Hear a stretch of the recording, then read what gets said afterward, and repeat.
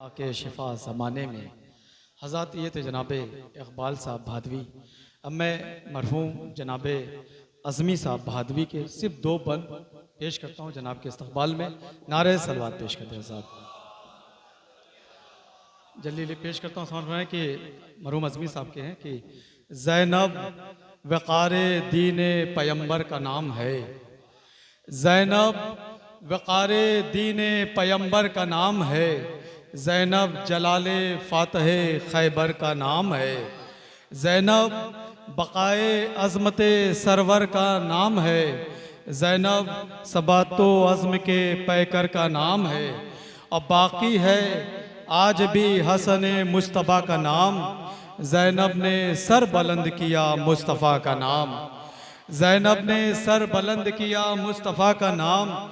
ज़ैनब सदाए हक़ व सदाक़त का नाम है। ज़ैनब नबी के जूदो सखावत का नाम है। ज़ैनब हसन के सब्र व क़नाअत का नाम है। ज़ैनब अबू तुराब की जुरत का नाम है। ज़ैनब अबू तुराब की जुरत का नाम है। इंसान के बैसमार कि इंसान के ज़मीर की हर रग झिझोड़ दी। ज़ैनब ने यूं सितम की कलाई मरोड़ दी। ज़ैनब इंसान के ज़मीर की हर रग झिझोड़ दी। ज़ैनब ने यूं सितम की कलाई मरोड़ दी। आइए आज़ाद में मरहूम जनाब अज़मी साहब के बन के साए में गुजारिश गुजार हूँ। मोहतरम मकाम काबिल सद एहतराम शायर अहले बैत बेत नाज़िम मौज़िन विलायत ख़तीब आले इमरान इज़्ज़त माँ बाली जनाब मौलाना सैयद बिलाल काज़मी साहब क़िबला की बारगाह में गुजारिश गुजारों की रौनक अफरोज़ मिंबर हों। आप हज़रात से गुजारिश है कि बावाज़ बुलंद नारे सलवात से इस्तक़बाल फरमाएं।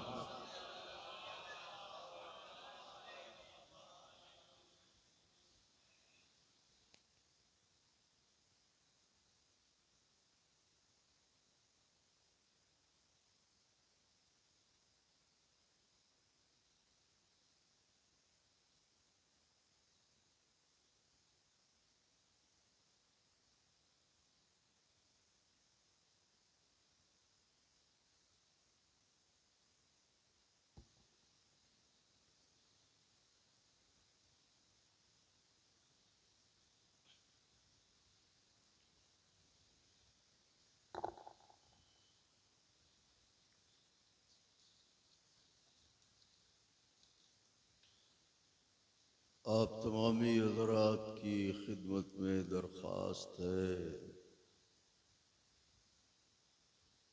सूरत फातिहा और सूरत कुल हु अल्लाह की तिलावत फरमाकर मरहूम मग़फ़ूर सैयद मक़सूद हसन रिज़वी साहब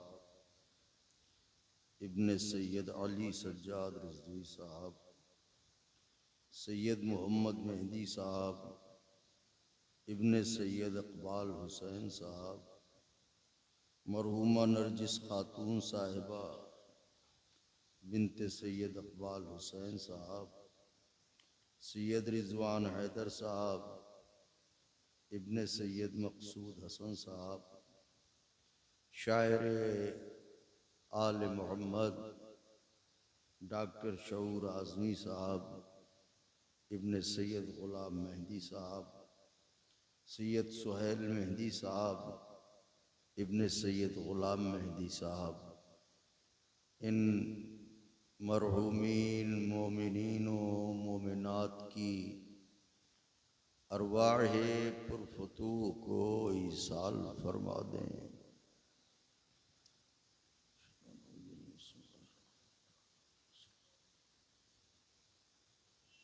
बिस्मिल्लाहिर्रहमानिर्रहीम अल्हम्दुलिल्लाहि रब्बिल आलमीन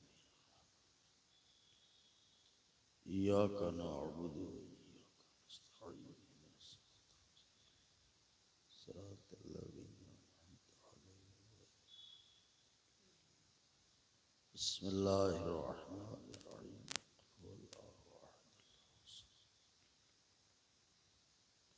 बिस्मिल्लाहिर्रहमानिर्रहीम कुल हुवल्लाहु अहद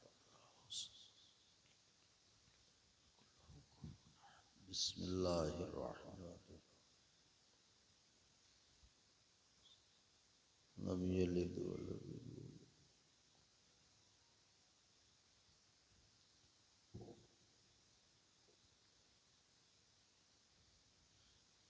गुजारिश है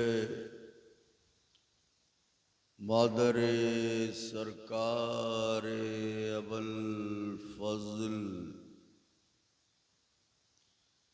बीबी जनाबे उम्मे बनीन सलामुल्लाहि अलैहा की सरकारे बेकस पनाह में अपनी हाज़री और हमारी ज़ाकिरी की कबूलियत के लिए मिलजुल के बुलंद तरीन नारे सलावत नजर फरमा दे।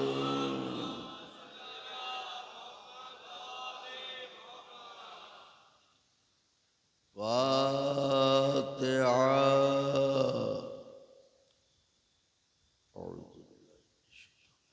बिस्मिल्लाहिर्रहमानिर्रहीम। अल्हम्दुलिल्लाह अर्रहमानिर्रहीम इय्याका इहदिनस सिरातल मुस्तक़ीम गैरिल मग़ज़ूबि अलैहिम।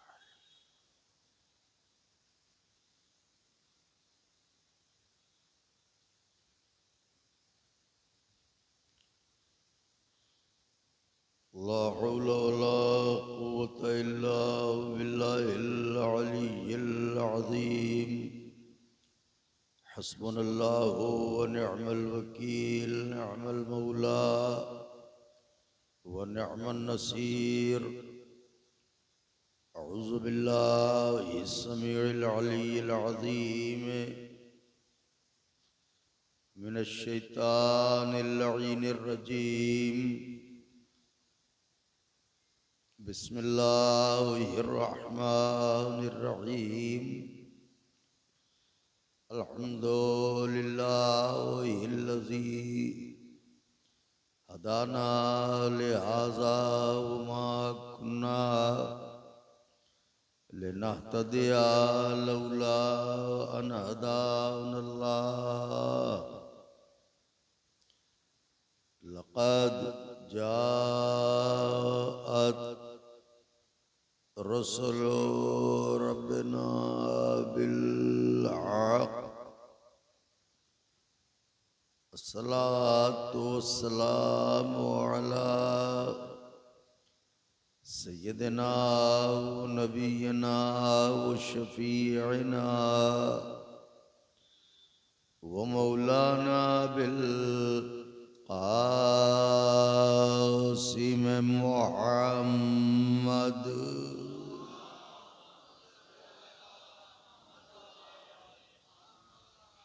व अहले बैतिहि अत्तय्यबीन अत्ताहिरीन अल-मासूमीन अल-मज़लूमीन अल-मुंतख़बीन अल्लज़ीना अज़हबल्लाहु अन्हुमुर रिज्सा व त्ताहरहुम तत्हीरा।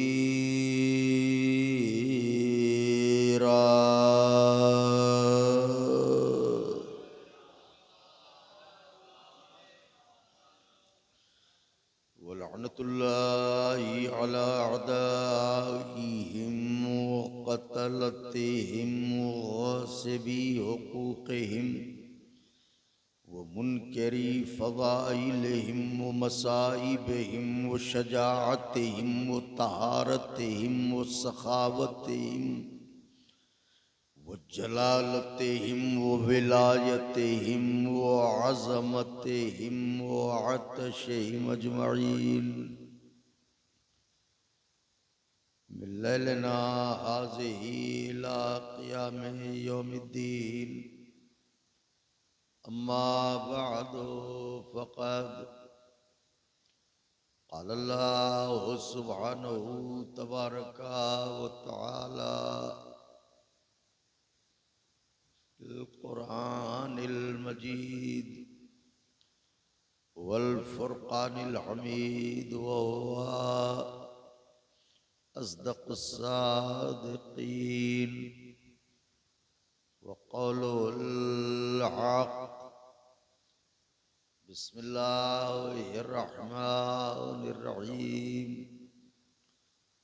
वमा खलक़तुल जिन्ना वल इंसा इल्ला लियअबुदून।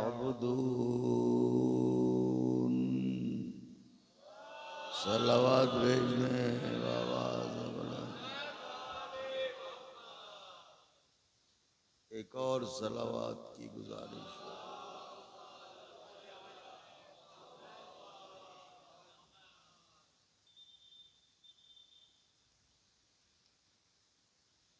बुजुर्गाने मज़हब व मिल्लत, बरादराने ईमानी, करम है हज़राते चारदा मासूमीन अलैहिमुस्सलातो वस्सलाम का और खुसूसी सदका है शहज़ादिए कौनैन बिन्ते जनाब रसूलुस्सक़लैन मादर हसनैन सिद्दीक़ा ताहिरा राज़िया मर्ज़िया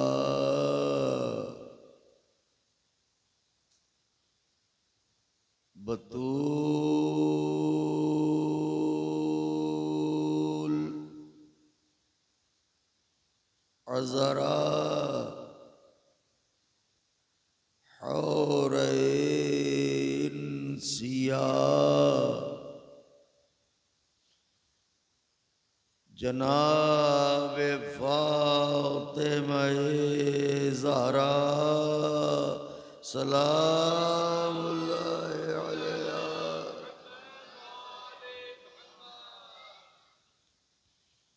एक और सलावत शिकस्ता पहलुओं के हुजूर नजर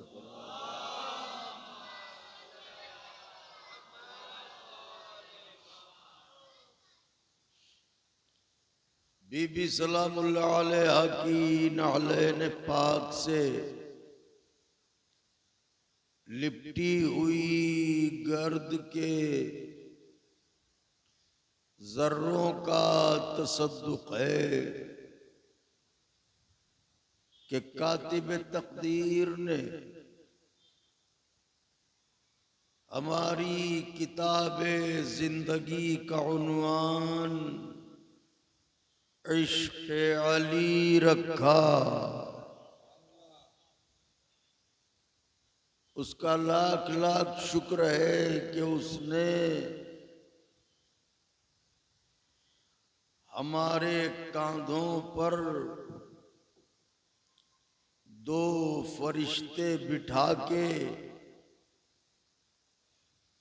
अगर आलम तन्हाई में भी हमें याद हुसैन आ जाए तो दो को मातम करने के लिए एक को नौहा पढ़ने के लिए बनाया।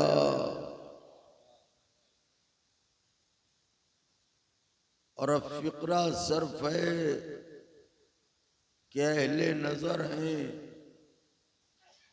उसका लाख लाख शुक्र है कि उसने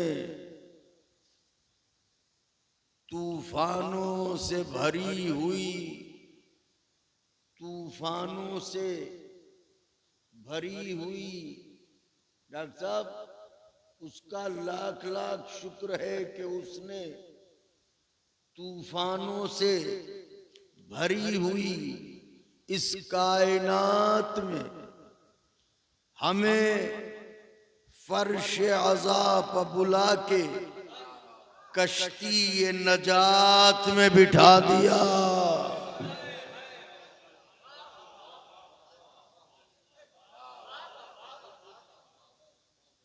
कि मुकद्दर उनका डूबना है जो कश्ती ये नजात से दूर है,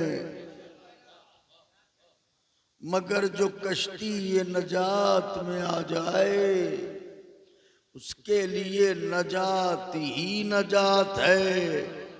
चाहे नूह की कश्ती हो, चाहे हुसैन का फर्श अज़ा हो। सलावत भेजें बाबा से बुलंद।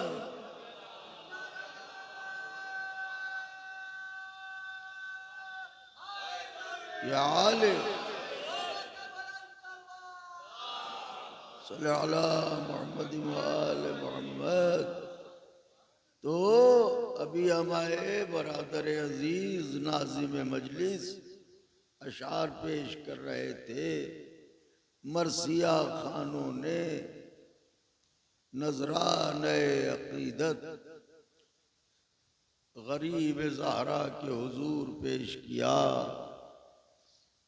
मद्दाहान ने अपने अशार के जरिए अपनी औकात भर अजर रिसालत की अदायगी की,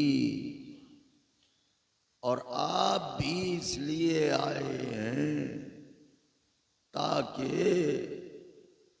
आपकी आंखों से चंद गोहर निकलें और उन्हें रूमाल जनाब ज़हरा कबूल करे।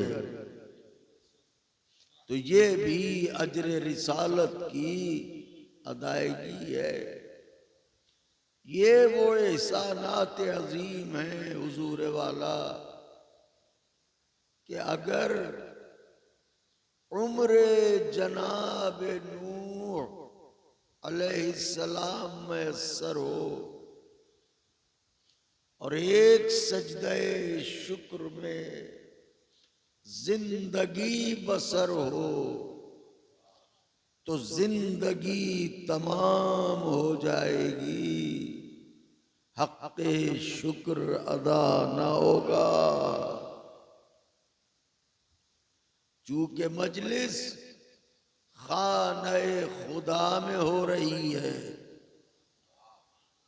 लिहाजा मैंने सोचा कि उन्वान रखूं इबादत। बज़ाहिर खुश्क मौजू है लेकिन तरी पैदा होगी, गले में फंसने नहीं दूंगा। बस तवज्जो रखिएगा। तो फ़िक्रे अव्वल सर्फ है। दुनिया हमसे पूछती है अल्लाह से हुसैन का रिश्ता क्या है, अल्लाह से हुसैन का रिश्ता क्या है। रसूल अल्लाह से जबरदस्ती के रिश्ते जोड़ने वाले, वाह वाह वाह वाह, हमें ये कह के सताते हैं कि अल्लाह से हुसैन का रिश्ता क्या है, अल्लाह से हुसैन का रिश्ता क्या है। मियाँ आज अच्छा मौका मिला है, आओ बताए देता हूँ अल्लाह से हुसैन का रिश्ता क्या है। ये जो थोड़ी देर पहले मुसल्ला था वही अब फर्श अज़ा हो गया।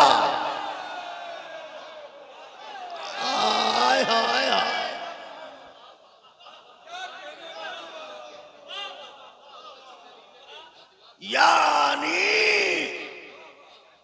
ये मस्जिद बता रही है कि अल्लाह और हुसैन का कुछ बांटा हुआ नहीं है।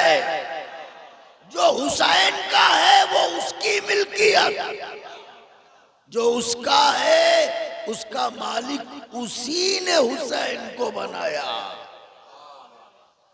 आपने गौर फरमाया तो इरशाद रब्बुल इज्जत है, बिस्मिल्लाहिर्रहमानिर्रहीम, वमा खलक़तुल जिन्ना।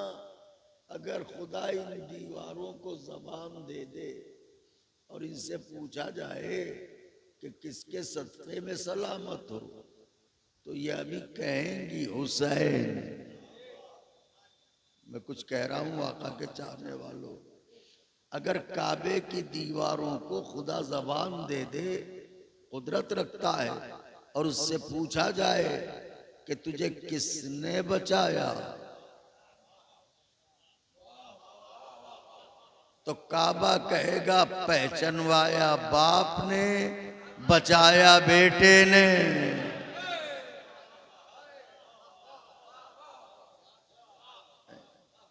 तो अब ये मस्जिद है, खाने खुदा है, माशाल्लाह मोमिनीन आ गए बड़ी मोहब्बत से और बड़ी शफ़क़त से।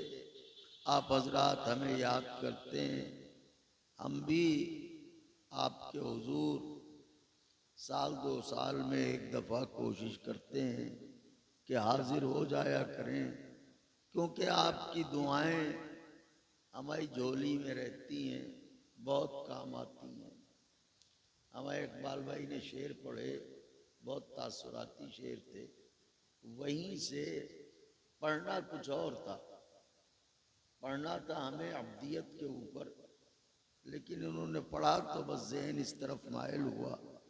तो वमा खलक़तुल जिन्ना वल इंसा इल्ला लियअबुदून, वो कादिर मुतलक, वो खालिक अव्वल व आखिर, वो ये कह रहा है कि और क़िबला आप तो बेहतरीन खतीब हैं और अरबी के मिजाज से वाकिफ हैं, और मैंने नहीं पैदा किया, वमा खलक़तुल जिन्ना वल इंसा, और हरगिज हरगिज मैंने नहीं पैदा किया जिनों को और इंसानों को, मगर ये इल्ला लियअबुदून, मगर इसलिए कि वो मेरी इबादत करें। तो इस आये करीमा में पहले है नफी खिलकत, पढ़े लिखे लोग मुतवज्जे हों, पहले है नफी खिलकत, बाद में है इकरार खिलकत। पहले कहा मैंने नहीं पैदा किया जिनों को और इंसानों को, मगर इसलिए कि वो मेरी इबादत करे। यानी अल्लाह ये बताना चाहता है कि मैंने जिसे भी पैदा किया अपनी इबादत के लिए, तो अब इल्ला के मिजाज को पहचानिए। इल्ला से पहले नफी खिलकत और इल्ला के बाद अस्बात खिलकत। इस इल्ला को कैसे पहचानिएगा? ला इलाहा इल्लल्लाह, इल्ला से पहले नफी तमाम झूठे खुदाओं की, और इल्ला के बाद इकरार उस खुदाए हकीकी का।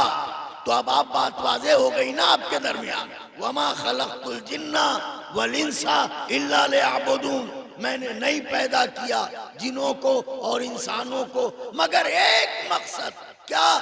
इबादत इबादत इबादत इबादत।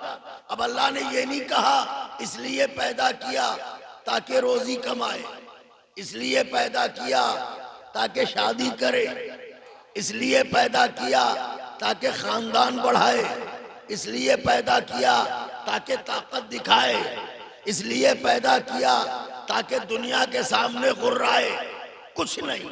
अल्लाह ने एक ही मकसद बयान किया, वमा खलक़तुल जिन्ना वल इंसा इल्ला लियअबुदून, मैंने नहीं पैदा किया जिन्नों और इंसानों को मगर इसलिए कि वो मेरी इबादत करें। इसका मतलब इबादत है तो एक लफ्ज, लेकिन जब इसका गौर करेंगे तो फिर ये लफ्ज गहराई और गहराई के समंदर अपने दामन में छुपाए हुए है। तो सबसे पहले हम लफ्ज इबादत पर गौर करते हैं, क्योंकि लफ्ज बनता है हर्फ से। शुअराए ज़वील एहतराम मुतवज्जे हो, लफ्ज बनता है हर्फ से। तो हमें देखना ये है लफ्ज इबादत कितने हर्फों से मिलके बनता है। गिनिए, ऐन, बे, अलिफ, दाल, ते। हाय हाय हाय हाय हाय हाय।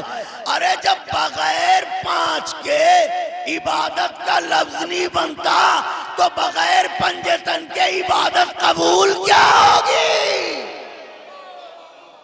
सलावत भेजे बाबा से बोलो।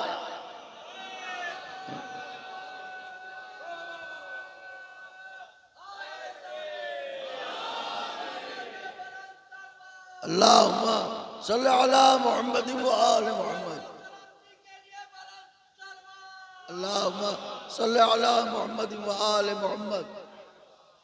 क्या बेदार मजमा है माशाअल्लाह। तो वमा खलक़तुल जिन्ना वल इंसा इल्ला लियअबुदून, मैंने नहीं पैदा किया जिनों को और इंसानों को मगर इसलिए कि वो मेरी इबादत करें। इसका मतलब इबादत लफ्ज देखने में तो इतना सा है, कहीं भी कागज में कोने पर लिख दीजिए, लेकिन यही लफ्ज मकसद वजूद है, यही लफ्ज मकसद खिलकत है। अगर ये लफ्ज ना हो तो हमारी खिलकत ना हो, अगर ये लफ्ज ना हो तो हमारा वजूद ना हो।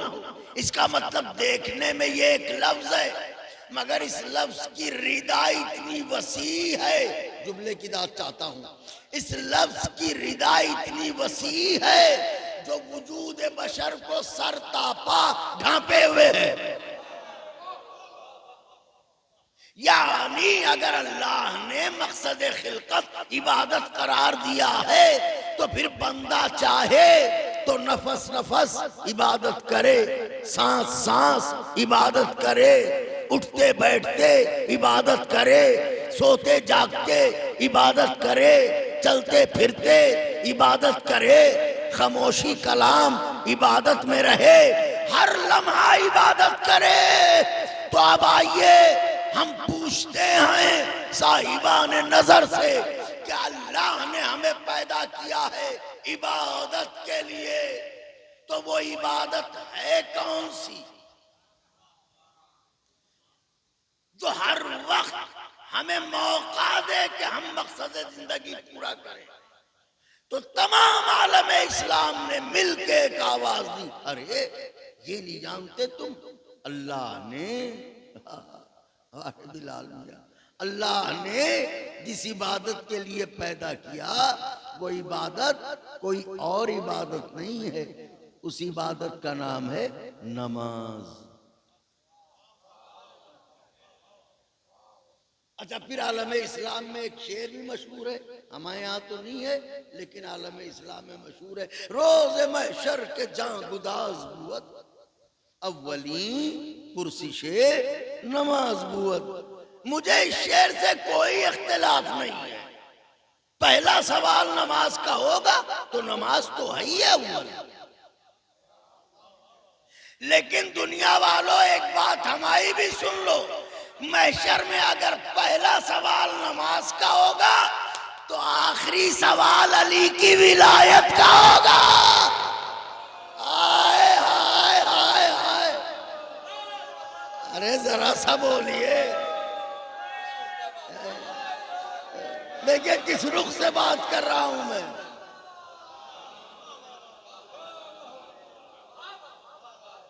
वक़िफ़ूहुम इन्नहुम मसूलून,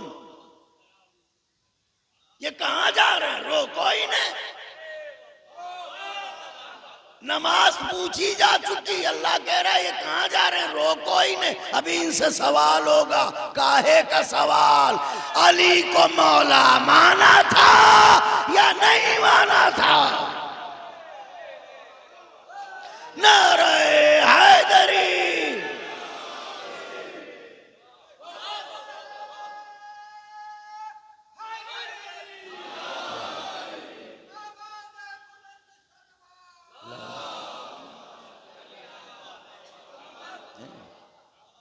रोज महशर के जान गुदाज बुअत, अव्वली पुरसिशे नमाज बुअत। तो पहला सवाल नमाज का होगा। बेशक हमें क्या एतराज है, नमाज तो हमारी जान है, हमारी रूह है, हमारी जिंदगी है। और नमाज पढ़ने का हुक्म भी उसने हमी को दिया है। ओफो, वाह वाह, नमाज का हुक्म हमी को दिया है। अब लोग पढ़ रहे हैं तो पढ़ें, सुभान अल्लाह। क्यों? या अय्युहल्लज़ीना आमनू अकीमुस्सलात व आतुज़ ज़कात। या अय्युहल्लज़ीना अस्लमू नहीं, ईमान लाने वालों नमाज पढ़ो। तो अब चलिए फिर कभी पढ़ेंगे ये मौजू। बड़ा जरा सा कुछ खराशें भी हैं।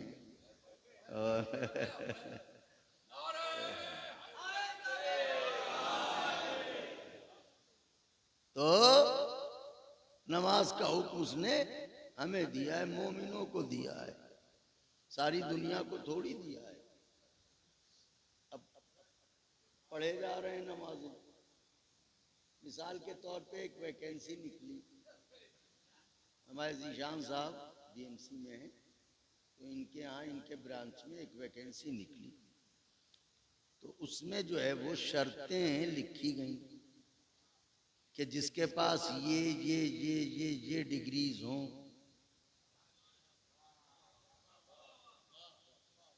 वो अप्लाई करे। तो हमने सोचा जीशान साहब हमारे दोस्त हैं,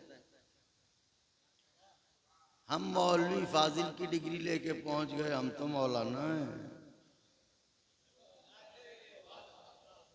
अभी जीशान साहब हमारे दोस्त हैं, तो इसकी बुनियाद पे तो हो ही जाएगा, क्योंकि हम तो फिक़्ह भी जानते हैं, उसूल भी जानते हैं, तारीख भी जानते हैं, हदीस भी जानते हैं, हमें कौन काटेगा। अब जो वहाँ पहुँचे जीशान में, इनका खैरियत तो है बिलाल भाई। हमने कहा भाई वो वैकेंसी वो देख के पढ़ के अखबार में हम आ गए।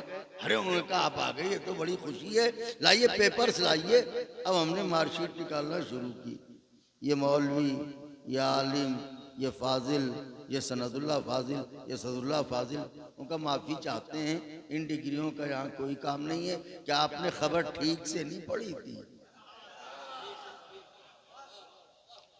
हमने कहा नहीं पढ़ी तो थी, लेकिन डिग्रियां ही तो लाए हैं। उनका वो क्यों नहीं लाए जो हमने मांगी थी? हाय हाय हाय हाय हाय हाय, वो क्यों नहीं लाए जो हमने मांगी थी? जो हमने मांगी थी वो क्यों नहीं लाए? अगर वो नहीं लाइएगा तो आपका यहाँ सिलेक्शन नहीं होगा।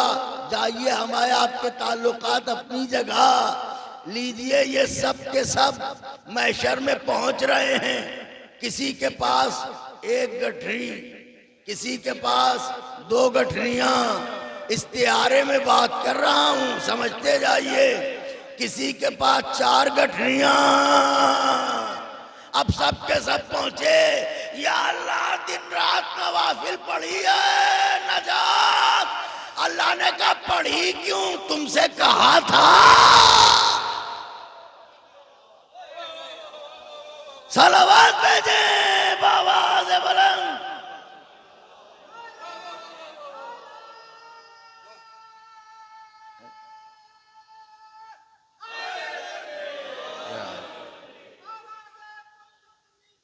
अल्लाह तो वमा खलक़तुल जिन्ना वल इंसा इल्ला लियअबुदून, अल्लाह ने जिनों और इंसानों को खल्क नहीं किया मगर इबादत के लिए। तो उनका नमाज है वो इबादत जिसके लिए हमें, मैं तो देखिएगा बिल्कुल पलके न झपके, नमाज वो इबादत है जिसके लिए हमें खल्क किया गया। तो हमने कहा ठीक है, मगर लफ्ज़ इबादत मुहीत वजूद है। तो वक्त ज़ोहर था, मौलाना साहब ने बताया, हम मुसल्ले पर गए। हमने कहा कै रकत पढ़ें ज़ोहर की? कहा 4 पढ़ लो। 4 पढ़ ली। हमने कहा दिल को करार नहीं आया, अल्लाह से इश्क ज्यादा है।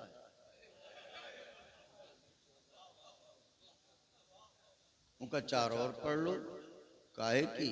जोहर की? का नहीं, असर की। 4 और पढ़ ली, नहीं माना दिल।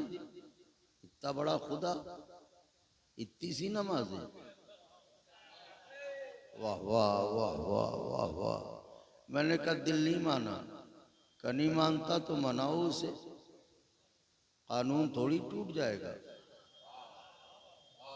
जो कानून मुस्तफ़ा है वो कानून मुस्तफ़ा है।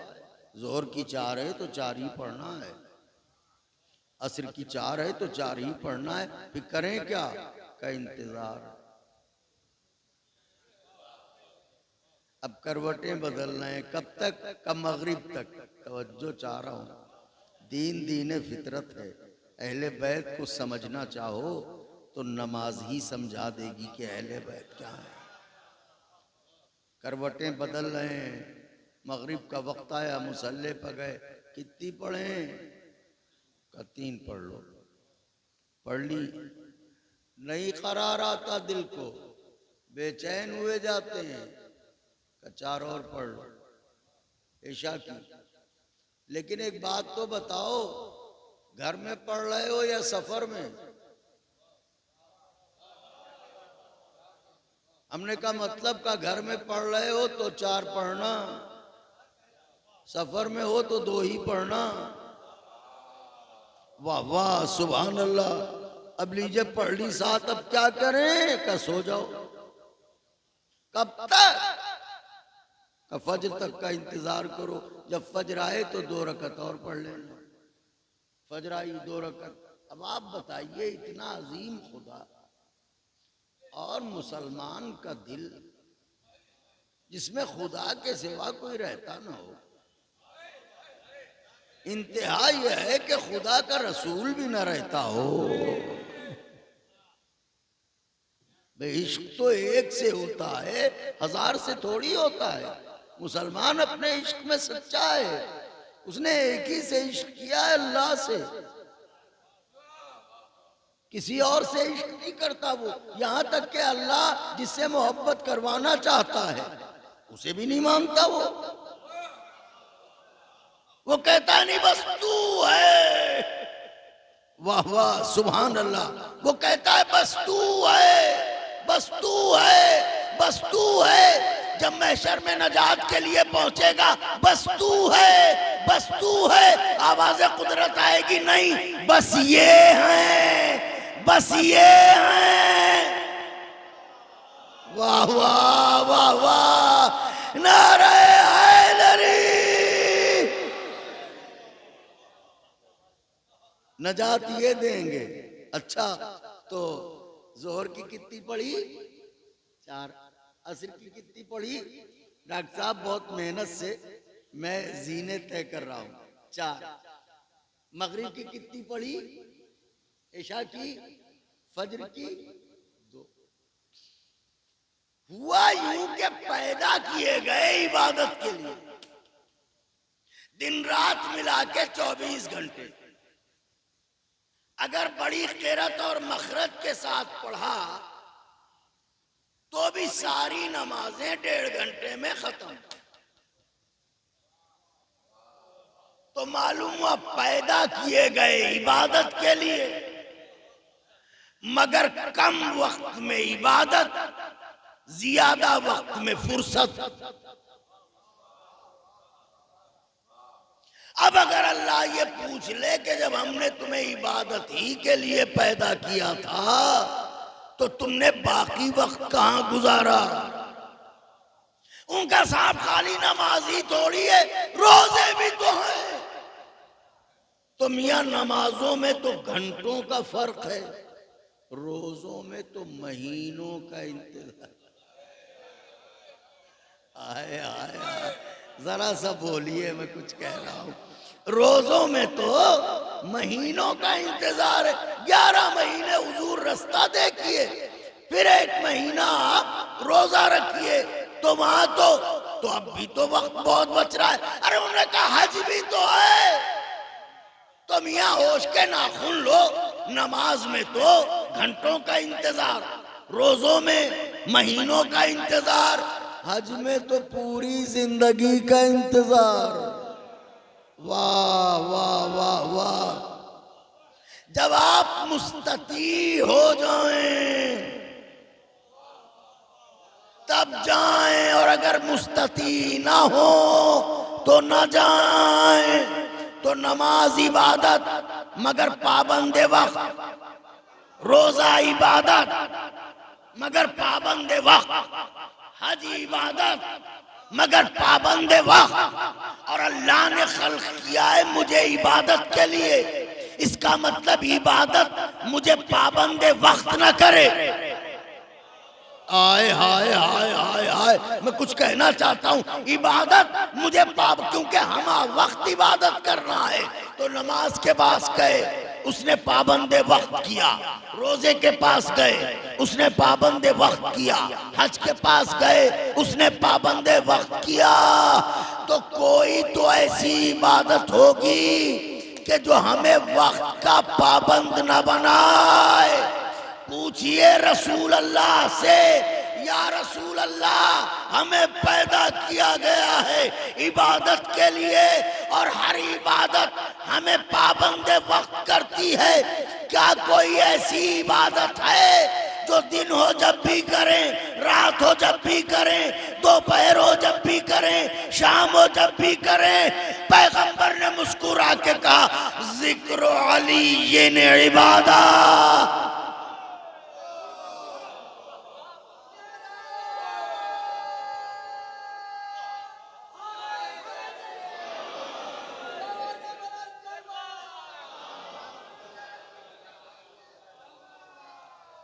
अल्लाहुम्मा सल्ली अला मुहम्मद व आले मुहम्मद। जिक्र अली इबादत, अली मुर्तजा अलैहिस्सलाम का जिक्र इबादत है। चूंकि सूरत पलटाने वाले का जिक्र है, इसलिए ये मोहताज वक्त नहीं। फरमाया ज़य्यनू मजालिसकुम। देखिए फलसफा क्या है हदीसों का और फरमान मासूम का। ज़य्यनू मजालिसकुम बिज़िक्र अली इब्न अबी तालिब। अपनी मजलिसों को जीनत दो अली इब्न अबी तालिब के जिक्र से। वाह वाह, उस अली के जिक्र से जो बेटा है अबू तालिब का, उसके जिक्र से मजलिसों को जीनत दो। क्यों? का इसलिए कि ये जिक्र पाबंदे वक्त नहीं है। तो हुजूर नमाज, इसके लिए हमें पैदा किया गया, आम नजरिया यही है।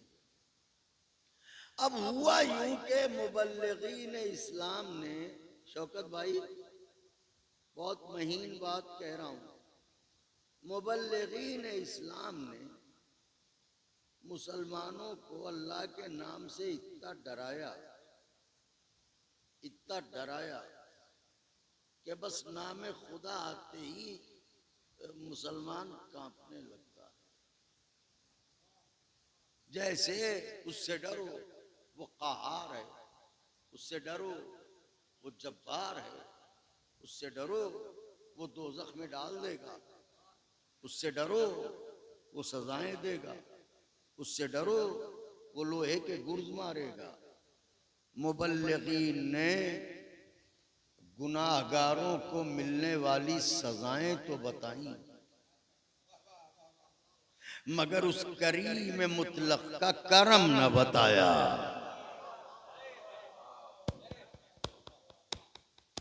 उस करीम मुतलक का करम न बताया कि वो करीम भी है, वो रहीम भी है, वो रहमान भी है। यह और बात है कि अल्हम्दुलिल्लाह रब्बिल आलमीन अर्रहमानिर रहीम, रहमान सबके लिए है, रहीम शियों के लिए है। तफसीर मैंने निचोड़ के नजर कर दी है। रहीम अली के चाहने वालों के लिए है, रहमान सबके लिए है। गौर फरमाइएगा तो रहमान है, रहीम है, मुतकल्लिम है, कादिर है, मालिक है, हाफिज है, सब कुछ है वो। तो इस जाविये से तारुफ क्यों ना कराया कि बंदे का दिल उसके लुत्फ की तरफ मायल हो। उनका क्या अल्लाह बंदे को चाहता है, इसकी कोई दलील है? मियां दलील तो ऐसी दे दूंगा, मस्जिद में मजलिस हो रही है कि इसे रद्द न कर पाइएगा। छोटा मुंह बड़ी बात है, मगर दलील ऐसी दूंगा कि इसे रद्द न कर पाइएगा। यहीं पड़ोस में हमारे इकबाल साहब का घर है, हमारे बरादर का घर है, आप सबका घर यहीं पड़ोस में है। बावजूद इसके अल्लाह बंदों से इतनी मोहब्बत करता है कि उसने नमाज को वाजिब तो किया, मगर इस बात को वाजिब नहीं किया कि मस्जिद ही में पढ़ोगे।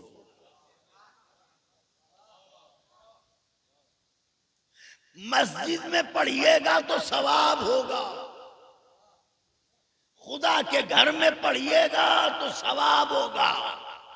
लेकिन बंदे की तकलीफ को नजरों में रखते हुए कि अगर एक बंदा अलील है और वो अपने घर से निकल के मस्जिद तक नहीं आ सकता, तो शरीयत ने उससे ये नहीं कहा कि मस्जिद नहीं जाओगे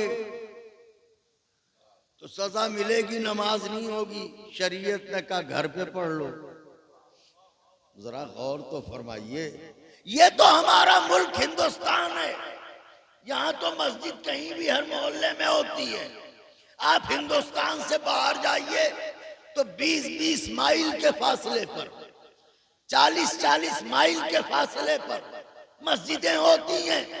इसी वजह से लोग सिर्फ जुमा में पाबंदी से शिरकत करते हैं, बाकी नमाजों में लोग कहां से जा सकते हैं? 40 माइल, 20 माइल, 30 माइल का फासला तय करके। तो क्या अल्लाह ने कहा कि अगर मस्जिद में नमाज ना पढ़ी तो हम नमाज कबूल ना करेंगे? जरा सब बोलते रहिए, मैं कुछ कह। देखिए लुत्फ़े खुदा क्या है कि अल्लाह ने ये नहीं कहा, अल्लाह ने बशर की मजबूरियां देखी और उसने ये चाहा कि बशर पर इतनी तकलीफ न डालो कि वो उठा ना सके। सजदे में सर तो उसका इसलिए झुकवा रहा हूं ताकि ये मगरूर ना हो, इसमें गुरूर ना आने पाए। लेकिन सारे उमूर इसके इख्तियारात की बुनियाद पर हैं। जैसे रोजा, अगर बीमार हैं तो वाजिब है मगर मरीज पर से साकित कर दिया। हज वाजिब है लेकिन अगर मुस्तती नहीं है तो साकित कर दिया। तो अब सोचिए कितना बड़ा मेहरबान है खुदा, कितना बड़ा करीम है खुदा कि वो बंदों की मर्जी का और उनकी मजबूरियों का ख्याल रखता है। उसने ये नहीं कहा कि नमाज मस्जिद ही में होगी, घर में नहीं होगी। जहां हो पढ़ लो। इससे नाजुक करम बताऊं उसका, नमाज तो वाजिब की मगर अव्वले वक्त पढ़ना वाजिब नहीं किया। मैं तो पढ़े लिखों से मुखातिब हूं, जो फिक्र को भी जानते हैं, उनसे गुजारिश कर रहा हूं, नमाज वाजिब की मगर अव्वल वक्त पढ़ना वाजिब नहीं किया। अव्वल वक्त पढ़ना मुस्तहब है, सवाब ज्यादा है। लेकिन अगर अव्वल वक्त किसी जायज जरूरत में मशगूल है, जैसे माँ को खाना खिला रहा है, जैसे बाप को दवा खिला रहा है, जैसे बच्चे के लिए रिस्क कमा रहा है, तो अब यहां मशीयत ने जबर नहीं किया कि देख नमाज वाजिब है, दामने वक्त में गुंजाइश है, कज़ा होने से पहले कभी भी पढ़ लेना, कबूल करने वाला मैं हूं। अब इससे बड़ा करम आप देखेंगे तो नमाज आप घर में भी पढ़ सकते हैं अगर नहीं आ सकते। नमाज आप अपने एतबार से भी पढ़ सकते हैं, कज़ा होने का खतरा ना हो, कज़ा होने से पहले पढ़ सकते हैं। पाबंदी नहीं, मजबूरी नहीं, जबर नहीं, इकराह नहीं, ला इकराह फिद्दीन। कितना चाहता है अल्लाह बंदे को कि सजदा उसके लिए, नमाज उसके लिए, इबादत उसके लिए, मगर छूट बंदों को, छूट बंदों को। तीसरा करम बता रहा हूं, इस पर अगर दुआएं न दी तो दिल टूटेगा। तौहीद का अकीदा ऐने फितरत है और दीन दीन फितरत है, बावजूद इसके पैदा होते ही नमाज वाजिब नहीं की।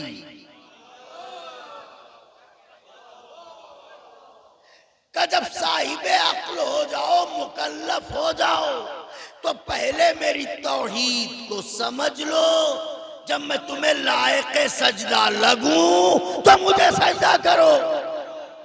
वाह वाह वाह वाह वाह वाह। और चौथा करम उसका बता रहा हूं, वो तो बेनियाज है। उसने हुक्म सजदा देके, हुक्म सजदा देके अपना कानून मुकम्मल नहीं किया, बल्कि बंदों पर एहसान किया।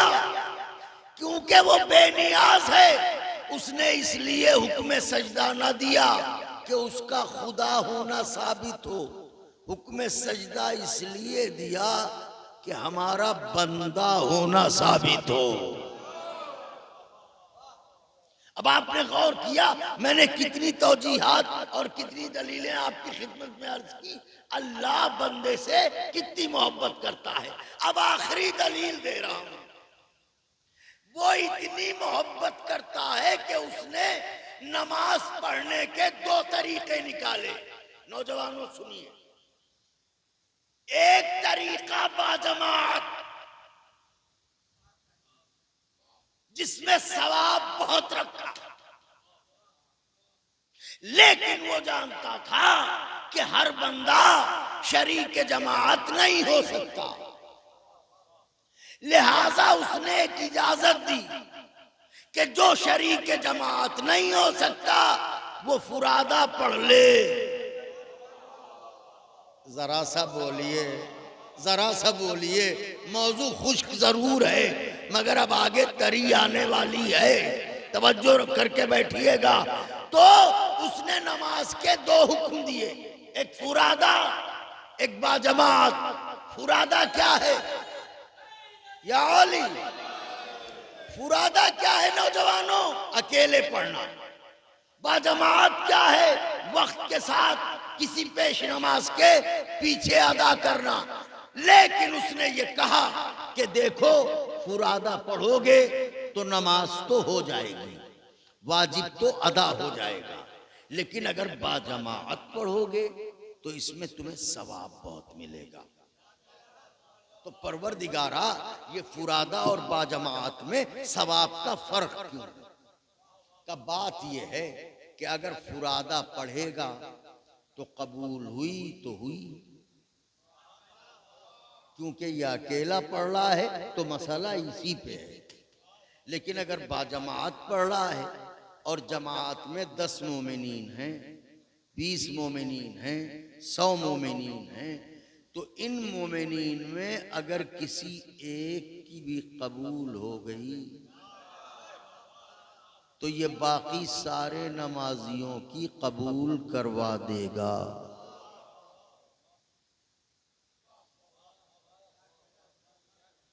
अगर 100 नमाजी हैं और एक की कबूल हो गई तो ये 99 की कबूल करवा देगा। अल्लाह इसकी आबरू रखेगा। जब ये महशर में कहेगा परवरदिगार ये भी उस नमाज में मेरे साथ था, ये भी उस नमाज में मेरे साथ था, ये भी उस नमाज में मेरे साथ था, तो माबूद मेरी खातिर इसकी नमाजों को भी कबूल कर ले, इसे भी बख्श दे। तो उस नमाजी की आबरू के पेशे नजर अल्लाह 99 लोगों की नमाजें कबूल कर लेगा और इन्हें बख्श देगा। तो सवाल ये पैदा होता है कि सफों में थे 100 लोग, 99 रह गए, एक ही की क्यों कबूल हुई? क्या सब मोमिन नहीं थे?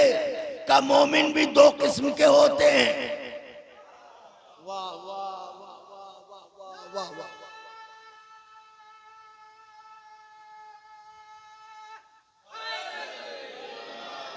दुआएं चाहूंगा या अली। आप सोच रहे होंगे अल्लाहुम्मा सल्ली अला मुहम्मद, आप सोच रहे होंगे कि बिलाल भाई आज इतनी तमहीद में इतना वक्त क्यों ले रहे हैं? सिर्फ नतीजे के लिए वक्त ले रहा हूं। मोमिन दो किस्म के हैं, एक मोमिन बाकिरदार और एक मोमिन गुनहगार। भाई हम आप हैं तो कहीं ना कहीं से कुछ ना कुछ तो हो ही जाता है। तो एक मोमिन बाकिरदार, एक मोमिन गुनहगार, कहीं जिसकी कबूल हुई यह है मोमिन बाकिरदार। इसने ऐसे खुलूस से सजदा किया कि उस बेनियाज को अच्छा लग गया, उसने कबूल कर लिया। तो इसका मतलब यह है कि इसकी नमाज इसलिए कबूल हुई कि यह है मोमिन।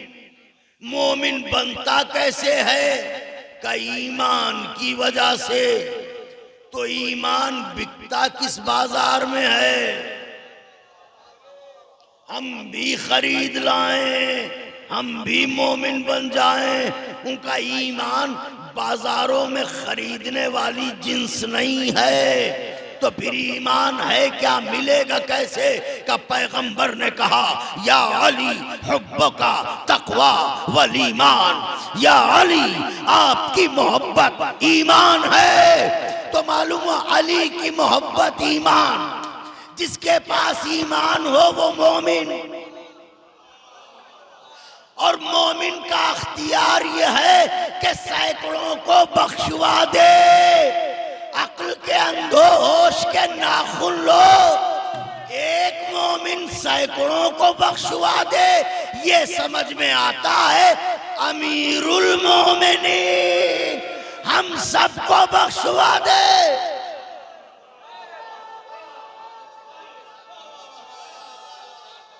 आए हाय हाय।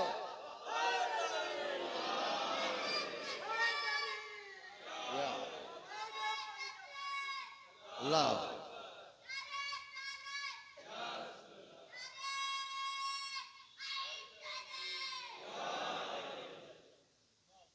एक मोमिन इतने लोगों को बख्शवा दे, ये बात अक्ल में आती है। अमीरुल मोमिनीन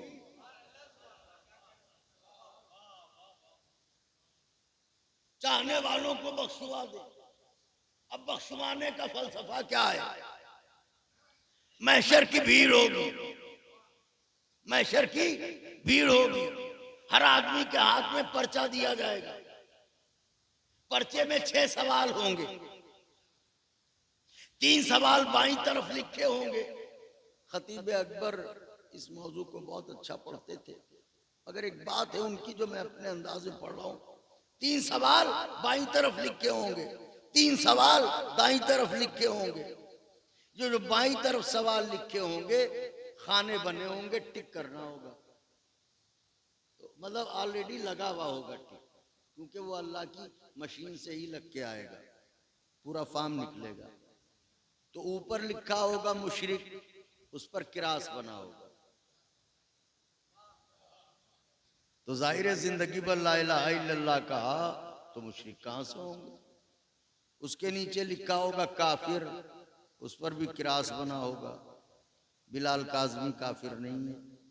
जाहिर है जिंदगी भर मोहम्मद रसूलुल्लाह का, तो काफिर कहां से हो जाएंगे। उसके नीचे लिखा होगा मुनाफिक, उस पर भी किरास लगा होगा। जिंदगी भर आप सबसे अली अली करवाया, अलीयुन वलीयुल्लाह पढ़ा, मुनाफिक कहां से हो जाएंगे। तो ये तो चलिए छुटकारा मिल गया शिमाल की तरफ से। अस्हाबुल मैमनत मा अस्हाबुल मैमना व अस्हाबुल मशअमत मा अस्हाबुल मशअमा, ये बाएं हाथ की तरफ जो सवालात थे, ये इससे छुटकारा मिल गया। अब दाहिनी तरफ आए, ऊपर लिखा हुआ है मासूम, किरास बना हुआ है, ये मासूम नहीं है। तो बेशक में मासूम नहीं है। उसके नीचे लिखा हुआ है मोमिने बाकिरदार नेकूकार, उस पर भी किरास लगा हुआ है। मैं मोमिने नेकूकार का। तीसरा खाना मोमिने गुनहगार, उस पर जो है वो टिक लगा हुआ है। तो अब बिलाल काज़मी न मुशरिक न काफिर अलियाज़न बिल्लाह, न मुनाफिक, न मासूम, न मोमिने नेकूकार। अब बचा क्या? मोमिने गुनहगार। अच्छा, उनका ये गुनहगार है कहाँ? कहो भाई इसका हिसाब करो। वो तो अल्लाह का कंप्यूटर है, एक बटन दबाया पूरा खर्रा निकल आया। अब तो देखा तो क्या देखा कि हमारी तकरीबन मसलन फर्ज करें 7 लाख नेकियां निकली। तो फरिश्तों ने कहा परवरदिगारा इसने जिंदगी भर में 7 लाख नेकियां की हैं। अल्लाह ने कहा जरा आप वो चेक करो। अब वो जो देखा तो वो 10 लाख बुराइयां। तो ये 7 लाख बुराइयों के बदले में 7 लाख नेकियां, ये तो बराबर हो गई। अब हमारे ऊपर चढ़ गई 3 लाख बुराइयां। अब जब तक 3 लाख बुराइयों का हिसाब ना हो, फलसफे शिफात को समझिए, जब तक हमारी नजात मुमकिन नहीं है। अब फरिश्तों ने कहा भाई इसके जिम्मे 3 लाख बुराइयां हैं, ले जाओ इसे। हुआ यूं के बचपन से माँ ने या अली कहने की आदत डाल दी थी। वाह वाह वाह वाह, कि जब मुश्किल आए तो कहना या अली। अब जो हम मुश्किल में फंसे तो कुछ सूझा नहीं किसे बुलाएं। वही माँ की सिखाई भी आदत, महशर में हम कहने लगे या अली फरियाद है, या अली फरियाद है, या अली फरियाद है। अली ने आवाज सुनी, यूं देखा, अच्छा बिलाल काज़मी है। हाँ, क्या मसला है? 3 लाख बुराइयां इसके जिम्मे हैं। कहाँ? ये तेज तो बहुत था, मगर चलो कोई बात नहीं, मेरे बच्चे का जाकिर था, इसे छोड़ दो, मेरे हिसाब में से चुकता कर दो।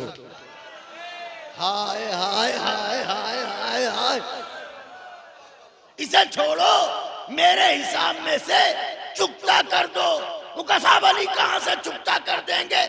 आपका इजारा, अली की मर्जी, चाहे शबे हिजरत के हिसाब से दे और चाहे खंदक की जरूरत के हिसाब। सलावत भेजे बाबा। अहले इल्म बैठे हैं।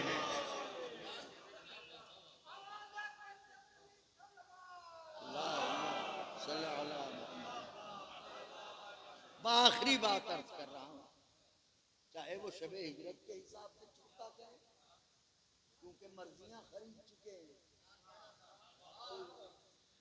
और चाहे खंदक की जरबत अली यौमल खंदक, अफजल मिन इबादत सकलैन, सकलैन की इबादत पर अली की एक जरबत भारी है।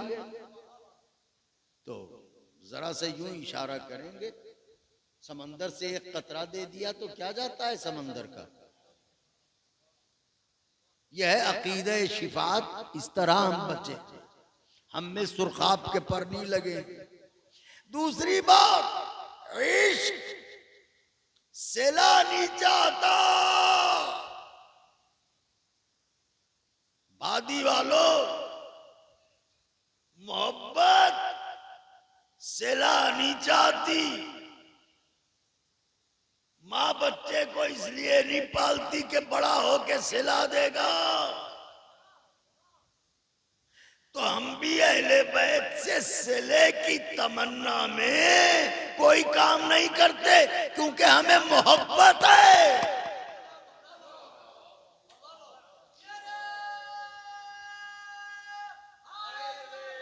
यार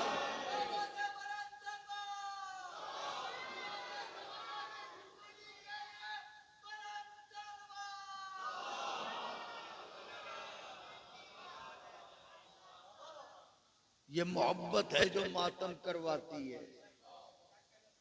ये मोहब्बत है जो जियारत करवाती है, ये मोहब्बत है जो मजलिस करवाती है, ये मोहब्बत है जो मजलिस पढ़वाती है। तो ये हम जो कुछ कर रहे हैं ये मोहब्बत के हाथों कर रहे हैं, हम किसी सिले की वजह से नहीं कर रहे हैं। अब ये हमारी खुशकिस्मती है कि मोहब्बत ऐसे से हो गई कि वो किसी का कुछ रखते नहीं। और ऐसे करीम है, एक आंसू का कतरा जो पानी का है, क्या इसकी हैसियत है? मगर ये है कि जब वो दरियाए सखावत जोश में आता है तो एक कतरे के बदले जन्नत। चाहा ऐसे को है, क्या करें। अब अल्लाह की मोहब्बत आखिरी मरहला, गुफ्तगू तमाम। तो अब यहां तक आपने देख लिया अल्लाह बंदे को कितना चाहता है। अब एक हुक्म अल्लाह ने दिया, और ये बड़ा दर्दनाक पहलू है, इसे महसूस कीजिएगा। खुदाए हुसैन का वास्ता है, दस्ते अदब जोड़ के अर्ज कर रहा हूं, वो अपने बंदों को कितना चाहता है। वो हुसैन जो जेर खंजर दुआ, उस हुसैन का खुदा कितना चाहता होगा बंदों को। तो अल्लाह ने कहा सुनो, नमाज फुरादा भी होगी, नमाज बाजमात भी होगी, मगर जो भी इमाम जमात है वो इस बात को जान ले, फिक़ा के जानने वाले अफाजिल यहाँ बैठे हुए, वो इस बात को जान ले कि उसे मुझसे चाहे जितना इश्क हो,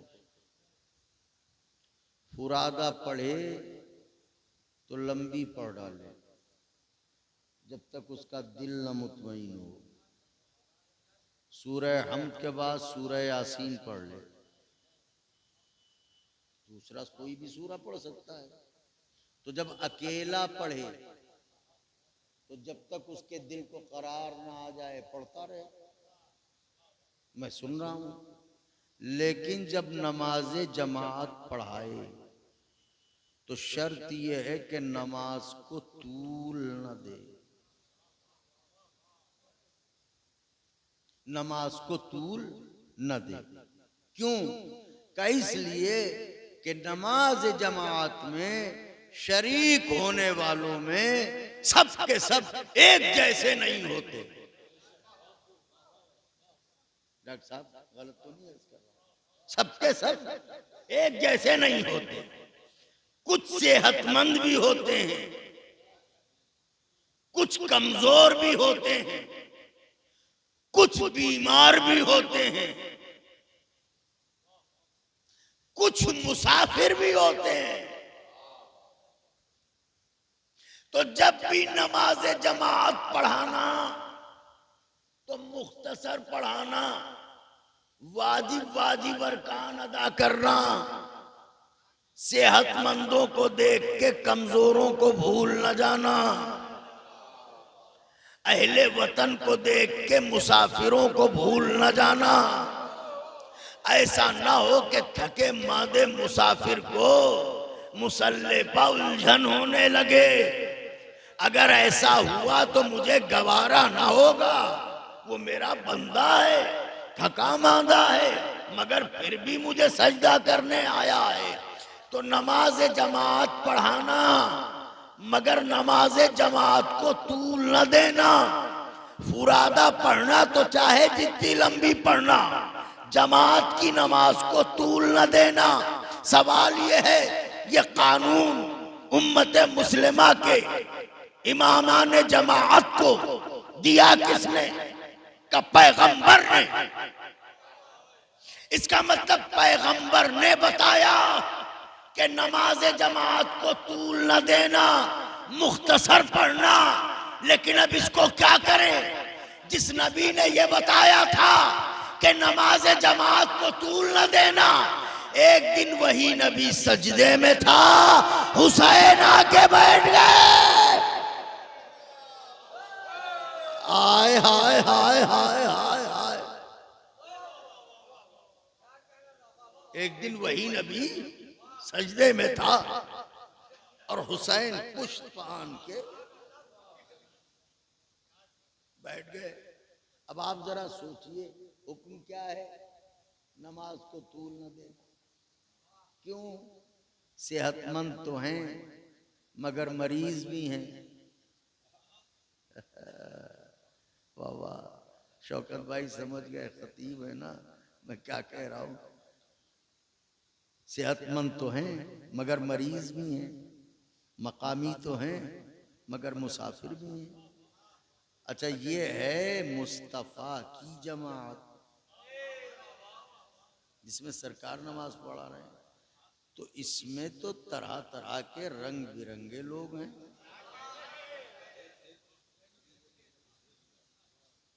इसमें तो ऐसे बीमार हैं जो नज़ले बुखार के नहीं है, बुग़्ज़े अली के भी। आहा, जरा सब बोल दिया कीजिए, दिल बढ़ा दिया कीजिए। हाय हाय हाय। और अगर दुआएं देने का वादा करें तो अब इससे नाजुक फिक्रा कहूं, इनमें ऐसे बीमार हैं जो नज़ला खांसी बुखार जुकाम के मरीज नहीं है, बुग़्ज़े अली के मरीज हैं। ऐसे मुसाफिर हैं जो इस शहर से उस शहर के नहीं, दोज़ख के मुसाफिर।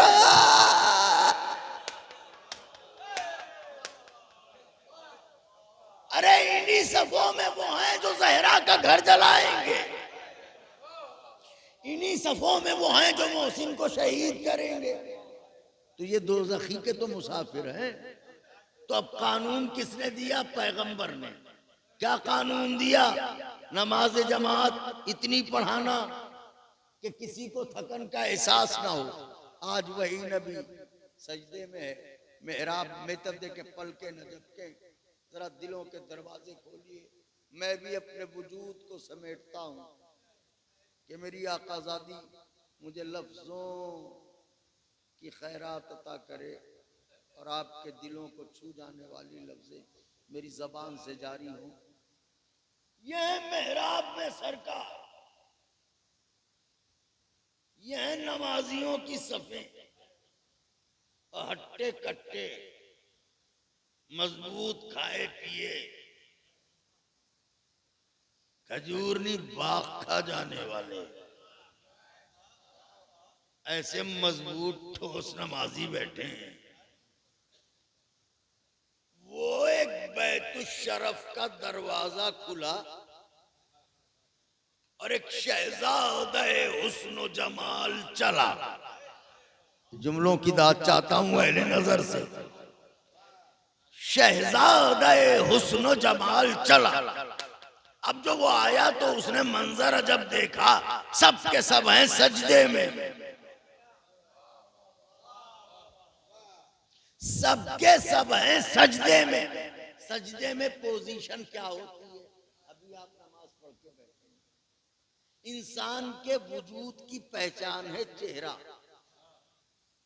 पूरा बदन खुला हो, चेहरा ढका हो, नहीं पहचाने जाएंगे।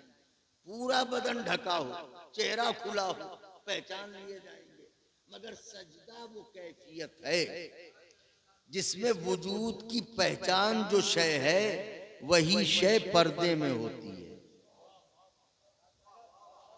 जरा सा बोलिए मैं क्या कह रहा हूं। चेहरा पर्दे में होता है। तो अब अगर सफे हैं नमाजियों की और सबके सब सजदे में हैं, तो अगर हुसैन आम बच्चों की फितरत के तहत आए थे तो हुसैन को क्या पता कि इसमें मेरे नाना कौन हैं। हुसैन को तो किसी भी सहाबी की पीठ पर बैठ लेना चाहिए। जरा बोलिए तो क्या करूं, कलेजा निकाल दूं। किसी भी सहाबी की पीठ पर बैठ लेते, बाद में जो होता देखा जाता। लेकिन हुसैन किसी की पीठ पर नहीं बैठे। पहली सफ को अबूर किया, दूसरी सफ को अबूर किया, तीसरी सफ को अबूर किया, यहां आए सजदे में हकीकत सजदा, नमाज में रूह नमाज। हुसैन ने नाना को सजदे में देखा, पीठ पर बैठ गए। वाह वाह वाह वाह वाह वाह। मैं हाथों को जोड़ के अर्ज करूंगा, देखिएगा नुक्ते का इस्तिखराज, किस जाविये से बात कर रहा हूं। आका तौफीक ने मुझे, मैं कहूंगा हजरत, अगर पीठ पर बैठने ही का शौक था तो किसी भी हट्टे कट्टे सहाबी की पीठ पर बैठ जाते। ये सफों को चीर के यहाँ तक आने की जरूरत क्या पड़ी। हुसैन ने कहा शायद तूने कुरान नहीं पढ़ा। मैंने कहा बोलते हुए कुरान तो आप हैं, आप बताइए। का कुरान कहता है अगर मुझे पहाड़ों पर नाजिल किया जाता तो पहाड़ टुकड़े टुकड़े हो जाते, पहाड़ टुकड़े टुकड़े हो जाते। तू खुद सोच, जब खामोश कुरान का वजन पहाड़ नहीं उठा सकते तो बोलते कुरान का वजन ये सहाबा क्या उठाते।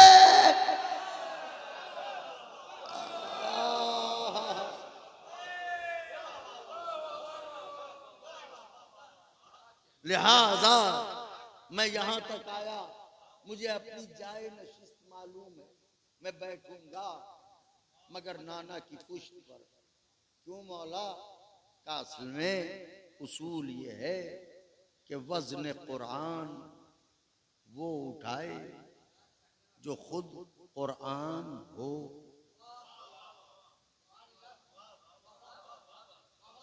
बड़ी मोहब्बत से आता हूं, दिल तोड़ के न भेजिएगा। वजन कुरान वो उठाए जो खुद कुरान हो।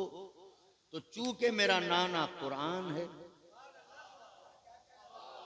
मैं भी कुरान हूं, लिहाजा कुरान पुश्ते कुरान पर बैठेगा। यही रस्म हमारे यहाँ आज भी चली आ रही है। कुरान के ऊपर कुरान ही रखा जाता है।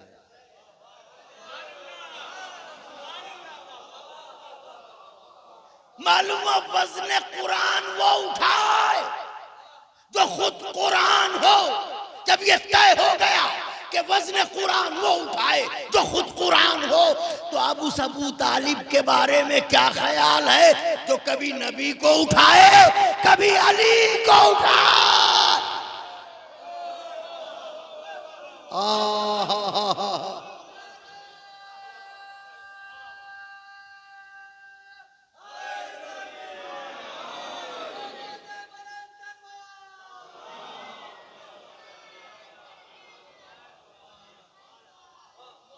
बस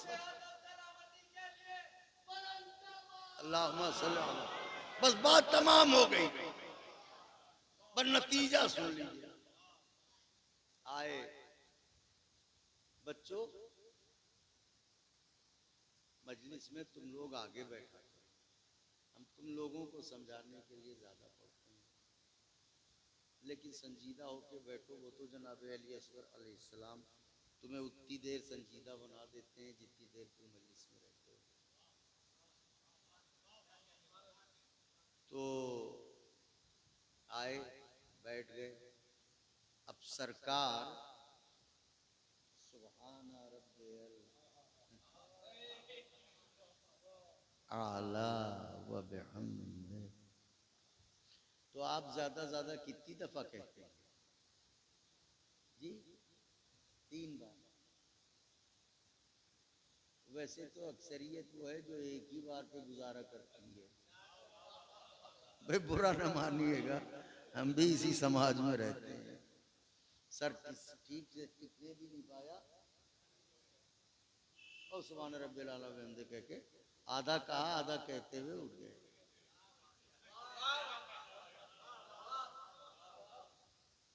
इसीलिए नमाज के आदाब बताए गए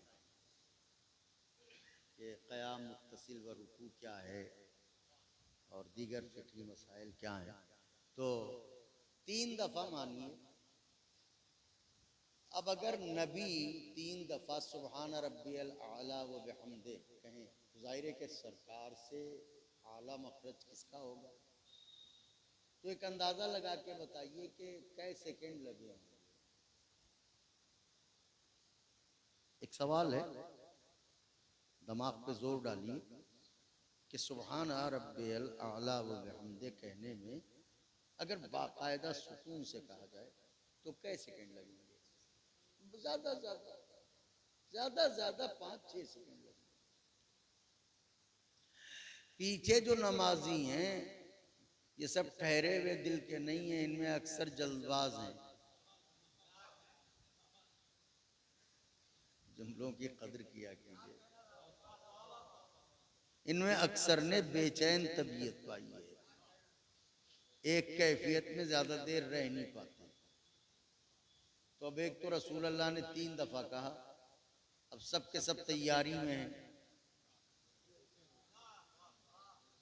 कि कब तक गर्दन झुकाए रहे। इधर आके बैठ गए हुसैन। अल्लाह ने कहा जिब्रील हम आबू, जमीन की तरफ देखो। क्या देखा? का माबूद बड़ा हसीन मंजर है। का क्या मंजर है? का असल में तेरा नबी सजदे में है, कोई पुष्ट पर बैठा है। जिब्रील भी तो है, कोई पुष्ट पर बैठा है। अल्लाह ने कहा खुल के क्यों नहीं बताते? मूसा की तरह जिब्रील को मौका मिल गया। मैंने फिक्रा कहा था ये वो आसा है जिस पर तकिया करता हूँ, ये वो आसा है जिससे फल खाता हूँ, ये वो आसा है जिससे बकरियां। तो मूसा की तरह जिब्रील को मिल गया मौका। अल्लाह ने कहा खुल के क्यों नहीं बताते? मुस्कुरा के कहा माबूद तू ही सुनना चाहता है तो सुन।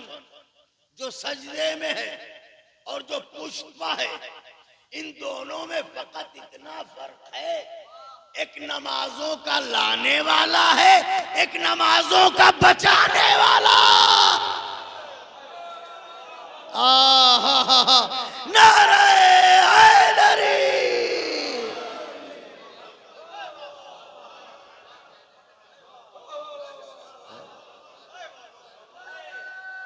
तमाम हो गई बोलिए।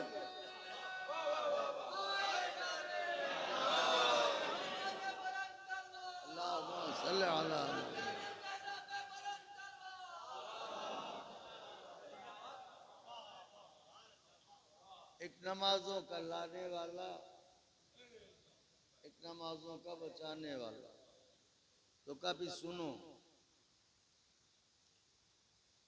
अपनी उम्र खिताबत का नाजुक तरीन जुमला कहूंगा और बात तमाम होगी। का जल्दी जाओ और जाके मेरे हबीब से कहो कि उस वक्त तक सजदे से सर न उठाएं। आप लोग तो शायर हैं। जब तक मेरा हुसैन अपनी मर्जी से पुष्ट से न उतर जाए। आखिरी तकरार में थे, अल्लाह ने कहा, जिब्रील ने सुना, सुन के चले, आके पहुंचे, आवाज दी, या रसूल अल्लाह सजदे को तूल दीजिए, अल्लाह ने ये कहा है। अब इधर पीछे जो हैं उनकी बेचैनी तो आप समझ ही रहे हैं। तो अभी यहाँ से निकल के